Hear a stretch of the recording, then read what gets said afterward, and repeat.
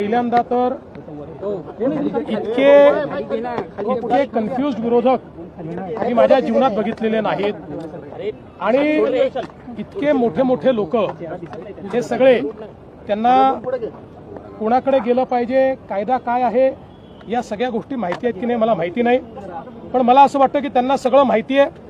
केवळ perception create करण्याकरता निवडणुकीत आपण हारलो तर आधीच परसेप्शन क्रिएट करण्याकरता ते करतायत. कारण काल ते राज्यामध्ये जे निवडणूक अधिकारी आहेत चोकलिंगम यांच्याकडे गेले होते. चोकलिंगम यांच्याकडे स्थानिक स्वराज्य संस्थेच्या निवडणुकीचं काहीच नाहीये. स्थानिक स्वराज्य संस्थेच्या निवडणुकीकरता वेगळा कायदा आहे, त्यातनं स्टॅट्युटरी इलेक्शन कमिशन तयार झालेलं आहे. ते इलेक्शन कमिशन दिनेश वाघमारे यांच्या नेतृत्वात आहे. त्याच्यावर पूर्णपणे सगळा कंट्रोल हा कायद्याने त्यांना देण्यात आलेला आहे, तो राज्य सरकारचा देखील नाही. आता काल हे सगळे महाभाग इकडे जाऊन भेटले. यांना भेटल्यानंतर त्यांच्या लक्षात काल आलं की आपल्याला भेटायचं